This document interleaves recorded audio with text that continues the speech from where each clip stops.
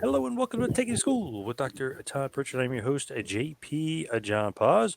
Of course, with me, the star of the show, the former WWE World Tag Team Champion, 8-time Smoky Mountain Wrestling Tag Team Champion, one of the greatest trainers ever in the history of the business, the Doctor of Desire himself, Dr. Tom Prichard. Dr. Tom, how you doing today, sir? John, I'm doing great. Thank you very much. It's been one of those days where all the cold comes at once, and I'm ready for it to end today. Like, be Oh, gone. yeah. Yeah. Yeah, It's freaking freezing here in Jersey. Oh, my God. yeah, Crazy. All of yeah. a sudden, 70 degrees to 30 degrees. It was nuts. So, any news in the wrestling world? Yeah, that's a very, very good question. I feel like there's a lot of stuff floating around. But how was the NWA show you were at? Because it seems like that was a bit of a talk of the town because of Yeah. Tyrus. Well, People NWA, were, yeah, yeah. I think everybody did a great job, and it was a cool weekend. Tyrus and Trevor and Matt Cordona thought had a great main event, and everybody was happy with it. The people in the crowd, the boys in the back, everybody was happy with it. seemed like Tyrus got a little bit of controversy. I'm guessing it's because of his political affiliations. I'm guessing that's the real crux of it, or the real reason behind it. But I've saw some complaining online. Well, I think the way the world, the way the country is today, I think you're going to find that in every corner you go to, and that's why I really don't like. I said one thing about the Undertaker and his promo with or his when he was on Joe Rogan's, and Hmm.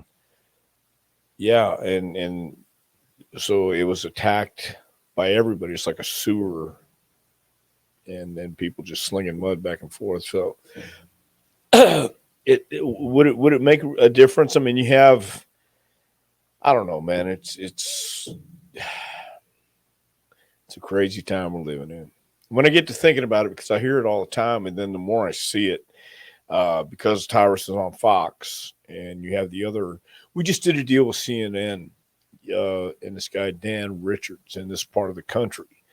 Oh, I know He Dan. Yeah, okay, you know yeah, Dan, yep. yeah.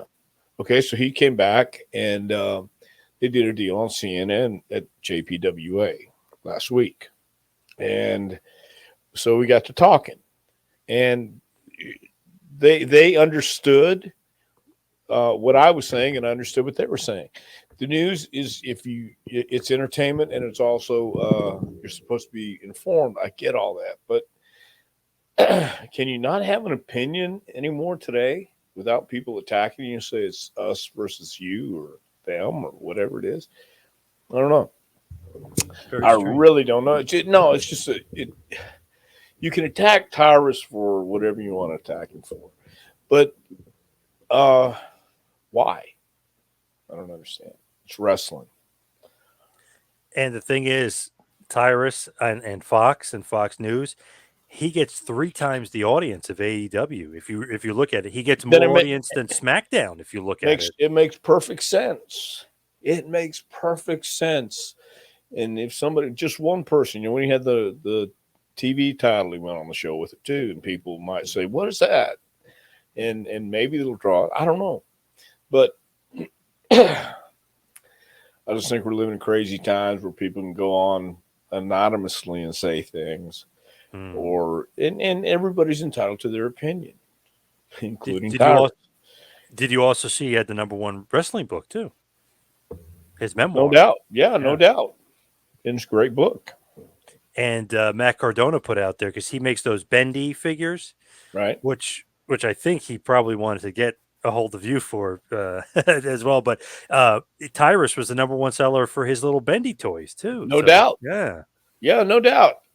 I think, look, I don't think anybody's under any illusions about where the business is going um, in the next couple of years. I mean, I don't think you're going to make a case to anybody facing WWE or AEW for a while, and it gives somebody another place to work. It gives the guys a place to go get reps and be developed. And I think that's a valuable commodity that they are taking advantage of. developing some young guys, and when they're ready to go, they're going to go. But also, I think you can probably hope develop a good core group of guys that'll make it work. I don't know. The business is a crazy place to be these days. It really is. And I ask myself all the time, what would it make anybody want to do this? Um, it was a different business when I got into it, but I'm looking around and there seems to be some kind of buzz going on there with people who want to do it, and they're getting this reputation on the independents, and people are asking about them. So I have to wait and see. Be interesting to see the Tyrus experiment because it does do, I think, around 3 million viewers as far as the Gutfeld show that he's on. He has his own show on Fox News. So it'd be an interesting experiment to see if he can get some of those fans to cross over to the NWA or not. Well, hopefully, yes. I think the key there is to have a great opponent for Tyrus. Who's he going to wrestle? Who's he going to do something with that people are going to care about? So that should be interesting to see. And he already has the eyeballs on him. So why don't you make some new guys that people haven't seen yet and show that they are those diamonds in the rough? So we'll see. Yeah, we'll see what the NWA. I think guys like Odinson, Big Boy, the Golden Boy, who wrestled AJ Kazana. Yep. Jordan Clearwater, that's what I'm thinking of, and the Thrillbilly and AJ Kazana. Young guys coming in looking to make a name, looking to get a buzz going about them too. Yeah, we'll see what they got. It was interesting to see that Bobby Fulton, your old, I guess feud, you could say, your old rivalry, was at the NWA show. Yeah, Bobby came by and he was introduced to the crowd and had a good time telling stories in the back and laughing and he looked good. Excuse me. And we had a good time reminiscing. Bobby and Ricky Morton had a good time going back and forth. So, yeah, it was a lot of fun. Oh, I forgot Ricky was there too, right? He was with Kerry. Yeah, sure was. Wow, your two old rivals there, Ricky Morton and Fulton. Damn. Well, Fantastics. We worked with the Fantastics, Jackie or Bobby and Tommy in Japan a few times, and those guys were over pretty strong overseas. And then, of course, we worked with them in Memphis territory too. And they were hot, man. So Bobby's a throat cancer survivor, and he was looking good. Looked like he was feeling well. The Spectaculars, who I had the chance to interview, Rush Freeman and Brady Pierce, doing a bit of a fantastic gimmick themselves out there. Yeah, they are, and I think that's an example of guys who are getting a chance to try a bunch of stuff and keep what works, and give them some personality and confidence. Copying the Fantastics, I noticed it right away, and I thought, yeah, it's great. Rolando. Yep. Yes. Rush's older brother. Yeah. Little guy Rolando. Yeah. Yeah. I mean, they stole, and it was great. Yeah, Bobby got a kick out of that too.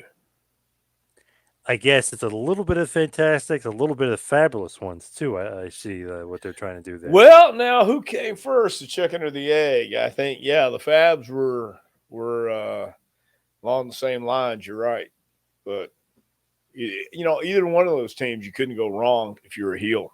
Heel team because you had the Fantastics, and at that time for the business too, you had Rock and Roll and the Fabs. So I mean, those were some teams that could work together, had great chemistry.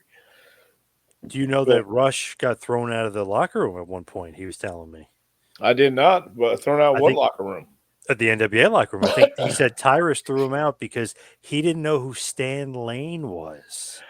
You believe that? Oh, You that would, believe that? yes, that would have been grounds of dismissal. That would have been grounds for dismissal, no doubt. I Well, know I can Brady. see. I know Brady, his partner, was not happy with him. Yeah. Well, yeah. Oh, well, live and learn, but that's how you learn. How could you not know Stan the Man? Come on. Hey, look, uh, we can't choose when we're born, Hmm. and if you really think about this, if you were watching wrestling today, it's nothing like it was 20, 30 years ago. So how would you know about the Rock and Roll Express or the Midnight Express, Stan Lane, Bobby Eaton? How would you know you unless you searched it out on YouTube? That's the only way. But Use somebody that would have had, WWE network too. yeah, yeah, exactly. So unless somebody had told you, hey, you got to check this out, what's the reason? Everybody else is watching this new stuff, this cool stuff, the flip flop, and uh, we've always had that. We've always had the flip flop and fly. I know, but if Um, you're a young guy in the business, would let's type in who's the greatest tag team of all time. Midnight Express will probably pop up, and then you could probably look up Stan and Bobby for a little bit. You could, but do they actually take the time to do that? And do Hmm. they actually study? Look, if you have never heard a great story, how do you expect to tell a great story? If you've never seen a great match, how in the hell do you expect to have a great match? How would you even know? It's all uh, not. It's subjective, I guess. And everybody's, what would maybe good to you might be horrible to me. It's potato potato. It's all good, but um, you got to admit they were the cream of the crop back then at that era, in that era. So you had the Fantastics, the Fabs, and if the guys wanted to get patterned, and I'm sure I would think anyway that somebody in that locker room said, "Go watch the Fabs, go watch the Fantastics, go watch these the Rock and Roll Midnights, watch their mannerisms, and watch what they do." And I don't know. I don't know if there's that many students of the game and how far it goes back. If it's 20 years, okay, that's their point of reference. Why would anybody these days, a 20-year-old or 25-year-old kid, want to go look back at Pat O'Connor versus Buddy Rogers? It's not the same business. It's in black and white. This is a technicolor world with, we're vying for everyone's attention every second. So every second you have to do something else to get the people interested. Unless you know how to do it the other way and you know how to work and have that magic. But it takes time. But if you want to learn, though, if you want to learn history, though, and know the business, you should look up these guys. Well, that's if, If yeah, if big if. if is a middle word in life. If I would have done this and if I would have studied these guys, I might have found something. And looking back at some of the old stuff is I got this from Sinbo D. He said it's like mining for gold. You may, mess around, just get some rocks, but you keep mining for gold and panning and all that other stuff, you may find a couple nuggets in there. So same thing. You may watch a bunch of dud matches that don't really have anything that strike out at you. But at the same time, you may keep watching and find that one nugget, that one move, or that one thing this guy does that you can imitate, make better, make different.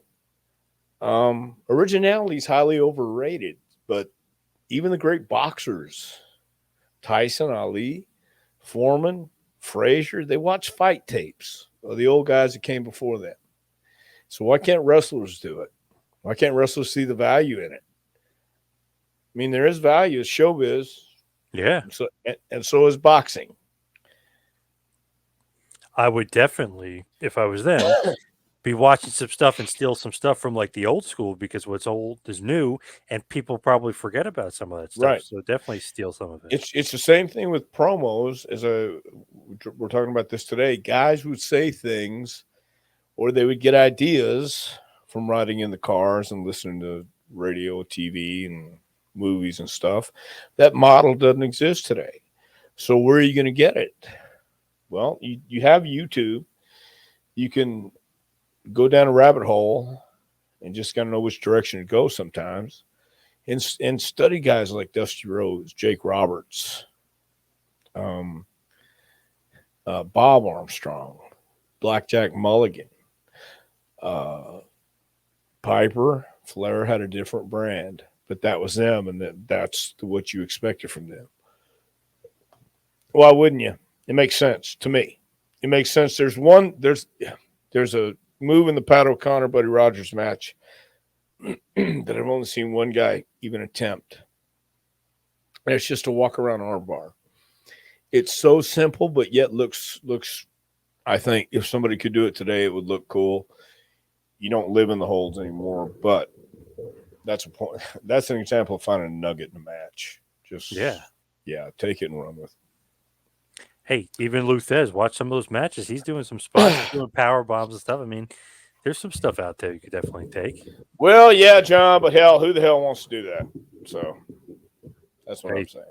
Hey, Rush Freeman better be doing that because if Well, he's Rush going is to mistake Stan Lane again, he's a good kid. I'm sure he knows who Stan is by now. I'm going to have a conversation with him next time. Yes, bust his balls about it. Yes. We were busting. Me and Brady were busting his balls about it too. Because come on, kid, Stan Lane, come on, Stan the man. Well, can't help that. I'm sorry. But going back to the Fantastics and Bobby Fulton, wanted to talk about that today because you wrestled them not only in Japan, you guys wrestled them pretty much everywhere. It was a ton of places that you ended up wrestling Bobby Fulton in some form of the Fantastic. But you mentioned Japan. You guys started in All Japan in 1994, a little bit of a feud there. So that was some pretty good matches. You guys actually had 3 or 4 tag matches and then a 6-man tag involving Dr. Death on their team and Stan Hansen on your team. I don't know if you remember those beautiful days. Oh, we had one with against Abby too. It was us and one of the other guys who looked like Abby, but I can't remember his name now. The Giant Kimala? No, it wasn't Kamala 2. That's what it was. Yeah. So, well, I know we were going to come back and we could have worked with the Fantastics all year in Japan. We were going to come back and already promised to sign the WWF contract. We really wanted to work over there first and then maybe later. But it was Japan's always been fun. So, and the thing is, over there, they give you guys time, like to have matches. I mean, you guys are having 20-minute long, great matches against the Fantastics, but it's Bobby Fulton and Tommy Rogers in right. 94. What did you think about working with Bobby and Tommy? I loved working with Bobby and Tommy. They were, it was like a night off. I mean, so yeah, Tommy, Bobby, both were always great. What do you think is the difference between Bobby and Jackie versus Bobby and Tommy? I like Jackie. But there was one night where he just turned around and kicked me right in the face, and I felt my neck go, and I thought, oh man. So Jackie and Tommy, Bobby and Tommy were, I think, a dynamic team. And then Jackie fit the bill. He looked good. He was a bigger kid, and he had intensity. He did have intensity. So, but he did kick me right in the face. So what happened there? What the hell? I know obviously this is Smoky Mountain, but what the hell happened? I don't really remember. I grabbed him, I think, and took him over the head like what the That was it. But I don't remember why. It was just a spin kick. And that was when I remember, because I went, God, man, that was where I first started going to a chiropractor. Yeah. But I don't think he meant to do it on purpose. I think it was one of those things that he probably thought I put my hand up, and probably I should have put my hand up, but I don't.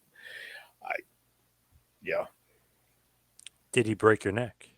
Well, I think he damn sure did, and I won the match with a broken freaking neck. No, he didn't break my neck. He just jammed the living hell out of my neck. But that happens. It's not ballet. Did you tell him stop being so careless out there? What the hell are you doing? No, but I did tell him he kicked me in my face. What the fuck? Yeah. I mean, he apologized. I know it was an accident. I know he didn't mean to do it. So how do you? I don't know. That was it. How do you know it was an accident, though? Pardon me? How do you know it was an accident? You trying to say that Jackie Fulton would take advantage of me in a match? Yes. Well, I don't think he has that type of thinking. Oh. I don't think he thinks that way. No. I really don't. I think he was just errant in his ways. So, do you think that Tommy and Bobby were better than Jackie and Bobby as far as the team? Yes, I do. Why? Why do you think that? Because Tommy didn't break my neck. And I think that's why. And I think they were the originals. And I think the Fantastics were fantastic. So, What about when you're looking at that team and you look at that? What about Cornette saying the Fantastics one of the greatest teams of all time? He I throws agree. them up there. I agree. Fantastics were. They did an angle in Houston. I didn't see it, but I heard about it. I was in Oregon, and um, they were getting this award in Houston. They wore the white tuxedos and came to the ring, and the Bushwhackers came out and massacred them. Do you remember this? Yes. Okay, have you seen it? Yes, because I remember I interviewed the Bushwhackers not that long ago, and Luke told me you gotta see this. You gotta see this. Oh, okay. So was it? I heard the people were on their feet, Yes. and they got calls at the office wondering how the Fantastics were because it looked like it killed them. So Smart wearing white too. well, yeah. What are you gonna do? Yeah. Think about that though. As far as the Fantastics, they can work the Midnights, and Cornette says like they're the greatest working team or one of the greatest working teams, and they work the Sheep Herders and have like these all-out brawl, crazy match, the exact opposite of the Midnight Express. I mean, it shows you how good of workers they were. Well, yeah. I think they worked in Memphis before. Both of them knew the style for each, and it was so did the Bushwhackers and so did Midnight. So yeah, I think it worked out great. When did you first meet Bobby Fulton and Tommy Rogers? Was it World Class all the way back in '85? No, I want to say. Oh no, I met Tommy in Tommy Rogers in Georgia in '81, I think, or '82, and met Bobby in Tennessee, Memphis, I think, during one of his runs. That's the first time I met him. But yeah, good The guys. first match I could find is in World Class in '85. I was surprised. May 13th of '85, the Fantastics defeated Thor and Dr. Tom in Fort Worth, Texas. I don't know if you remember that at all. For not world, was it world class? That's what I found. Yeah. Okay, I don't think I mean. So hadn't been coming from Louisiana because I wasn't. I don't. That was you talking about Fritz's promotion. Yeah. I didn't work for Fritz's promotion. Really? Wow. So Really? this is wrong. They do have you guys in a match a month later for Mid South. You and Pat Rose versus the So that was probably we were probably from Mid South then. Thor, that was Kevin Kelly, I think, or wasn't it?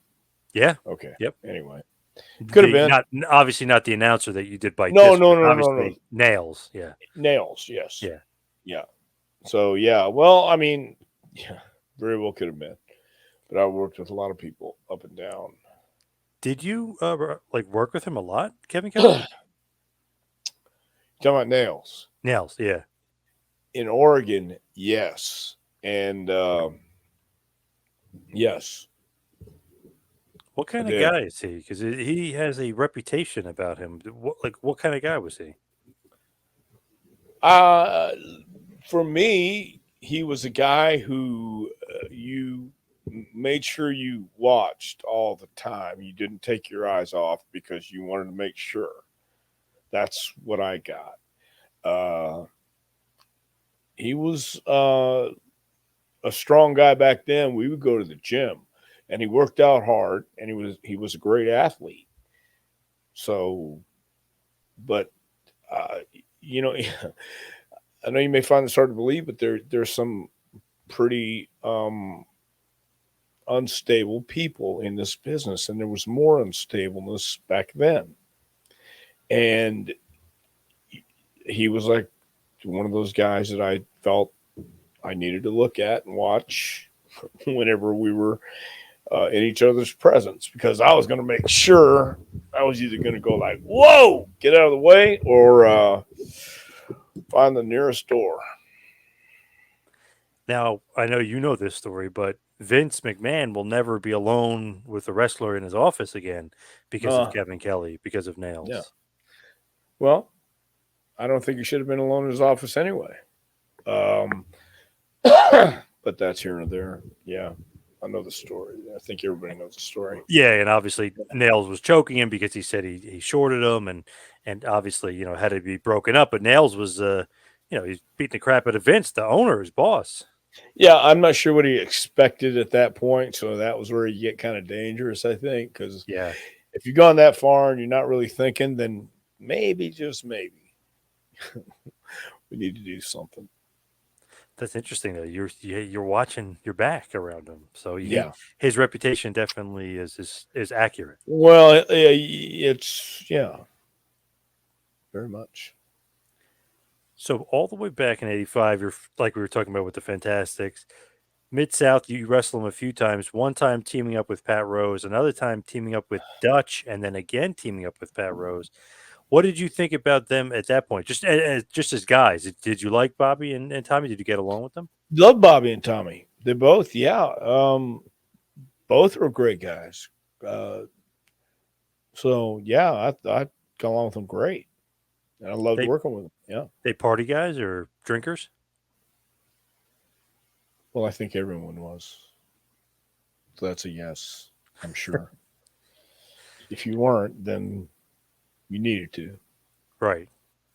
You ain't playing video games in '85. You know what I mean? You're We not having didn't a game have room. video games in Exactly.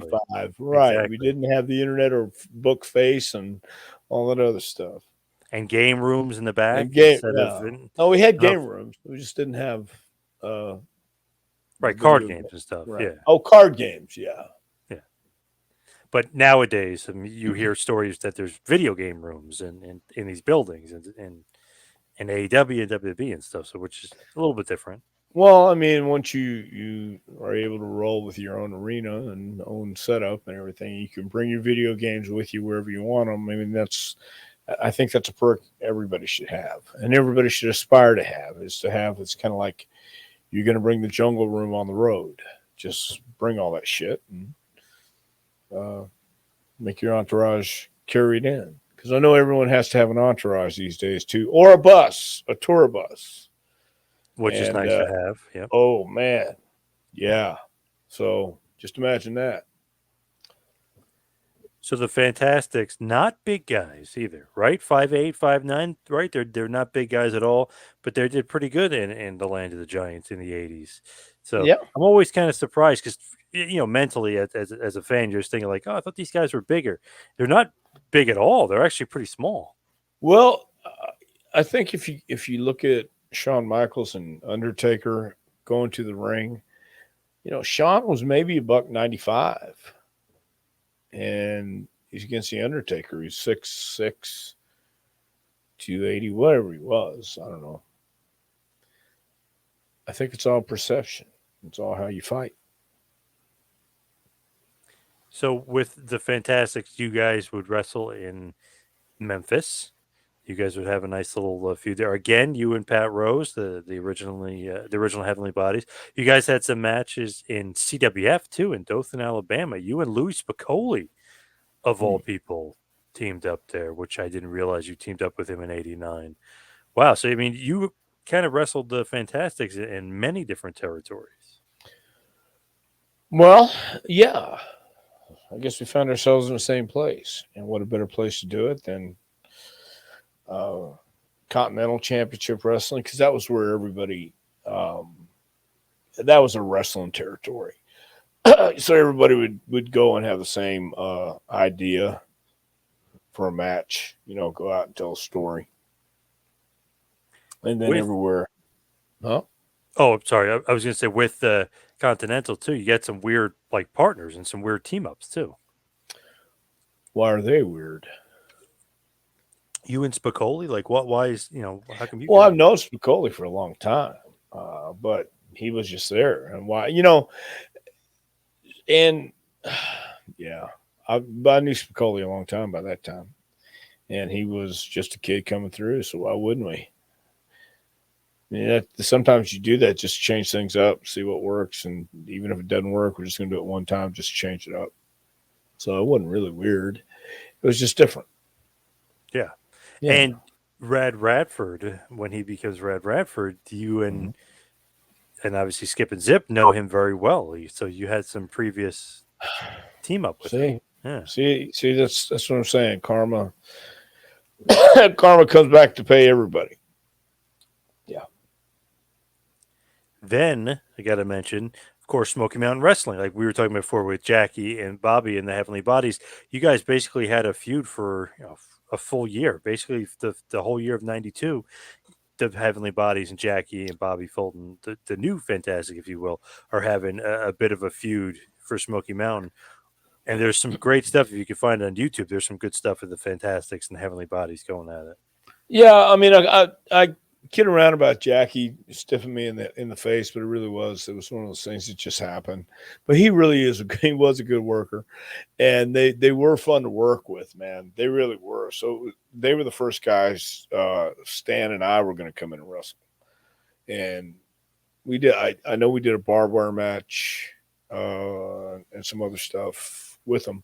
So it was, yeah. Look, Smoky Mountain was a lot of fun, and working with everybody there was a lot of fun because everybody was on the same page for the most part. It really was a. I think it was just too late. By that time, it wasn't going to work. You guys had, like you mentioned, barbed wire match, cage matches, street fights, even coal miners glove match. You guys And had. how could you not draw with a coal miner's glove? I mean, I was a coal miner's glove champion in California. We drew at least tens. What's the obsession with coal miners glove though? I have I never no understood that. I. Oh, you're asking me that? No, I have no idea. I never understood either. I just know you put a glove on the pole and climb it, and yeah, it's washers on it, or a piece of steel or something, or you knock somebody out. That's it. I don't Sounds know. Never exciting. thought, never saw the appeal of that match. I didn't quite, Yeah, sound exciting to me. I don't know. and I never quite got it. Well, maybe you should live in Pennsylvania. Hmm. There Possible. were. Did you see Tales from Territory? Which one? The one on Oregon. No, I did not. It's good. Who'd they have on? Bushwhacker Luke, Yeah, Mike Masters, awesome. R.I.P. But he Who? was on there. Who was Well, I'm it? saying, rest in peace, Mike Masters. He passed away. So, but so it's Mike. Wait. Chris, who? Mike Masters was on there. You said? Yeah, he passed away right after Oh, the I'm filming sorry. I of it. thought you Yeah. meant Mike Miller. That's what I was thinking of. Okay, Oh yeah, no. gotcha. So it's Mike Masters, Masters. Yeah. Princess Victoria, Okay. Bushwhacker Luke, and Len Denton, the grappler. Oh, that's good. Good show for sure. But they were talking about the coal miners glove, and they were like, "Oh, you always got color from the coal miners." And I was thinking like from the stupid glove, like what? Well, hold on. Oh, Tight to Time will be right back. So if you look at the history of the feud, I just wanted to bring this up briefly. Tag team coal miners glove match. Obviously, coal miners glove on a pole. The Fantastics, Bobby and Jackie Fulton defeated the Heavenly Bodies. Stan Lane and Dr. Tom had a house show event for Smoky Mountain at the Raleigh County Armory in Beckley, West Virginia. They then had a no disqualification match on a TV taping the following day, which was August 10th, 1992. No DQ. The Heavenly Bodies, Stan Lane, Dr. Tom defeated Bobby Fulton and Jackie Fulton to win the tag team titles. That was at the Polk County High School in Benton, Tennessee. They would have a continuation of the feud. They'd have 2 tag team street fights, one on the 14th, one on the 21st, both in Harlan, Kentucky. I'm at the point, John, where it Yes. just got to go. Yeah, when you got to go, you got to go. Yeah. So what do you think of just the legacy of the Fantastic Four? When you think about it, Bobby Fulton obviously just got honored by the NWA, was just on the show. But what do you think about just the legacy? Because Cornette's is one of the greatest tag teams of all time. What do you think? Well, I do think one of the greatest tag teams of all time, but for various reasons. Certainly for their work in the ring, but outside the ring, Bobby Fulton is a great coach, great mentor, and has some great ideas and suggestions for guys if they ask.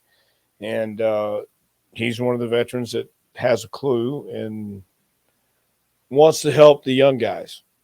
So that legacy as a coach and a mentor also for Bobby should stand, and they were a great team.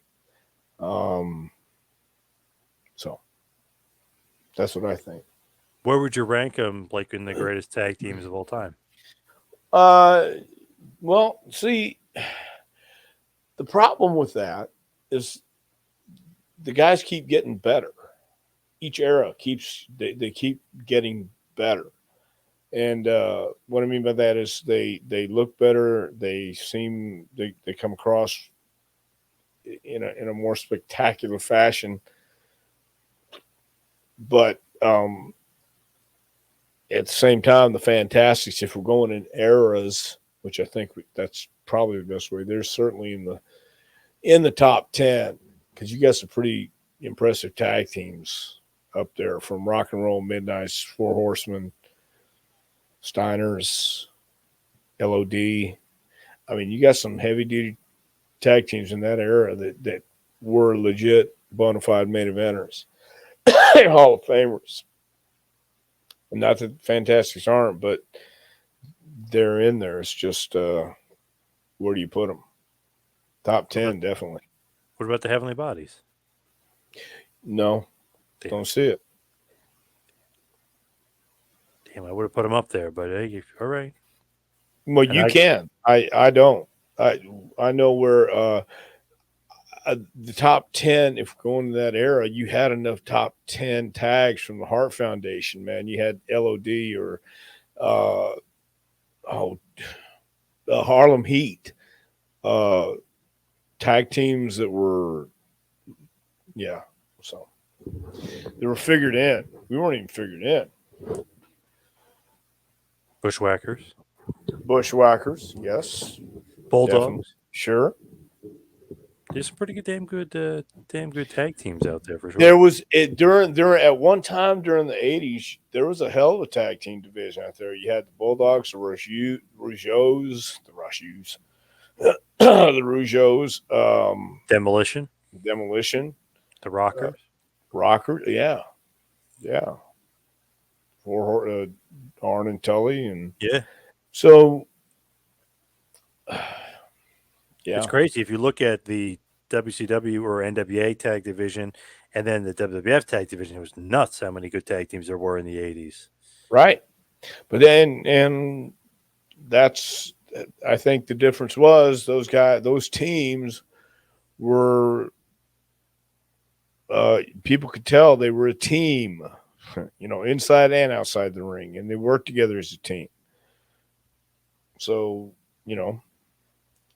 that was the thing too that helped everything come together. Very true. Let's head towards the plugs. Let's talk about your book. Where can everybody get Dr. Tom's book? Well, if you go to jpwrestlingacademy.com, click on training, and the book order will come right on the front page. That's jpwrestlingacademy.com.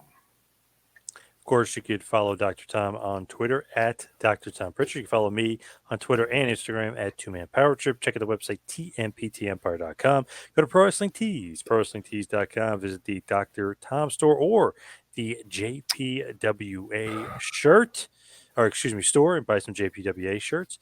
Dr. Tom, what else you got going on? Well, John, I'm not quite sure, but I think there's somebody. We'll have a guest this weekend. That's all I have on That's all I have going on. Nice. Yes, I like that. that's it. I like that. I'm sure he's going to be very legendary guest. Sure. I'm sure, no doubt in my mind. Yes. He may have to run the ropes a little bit too. He might have to get in there. It's Well, been a while, but he might have to do it. Well, we don't have spectators at JPWA. Anyway. But of course, thank you to Dr. Tom, and thank you everybody out there for listening. We'll see you right back here next week for a little Take It to School with Dr. Tom Prichard. See you next week, folks. Thank you for watching the Hannibal TV. Please like this video if you enjoyed it, and click the subscribe button to not miss any of our latest shoot interviews, match videos, or news updates. Follow us on Twitter at the Hannibal TV for instant updates.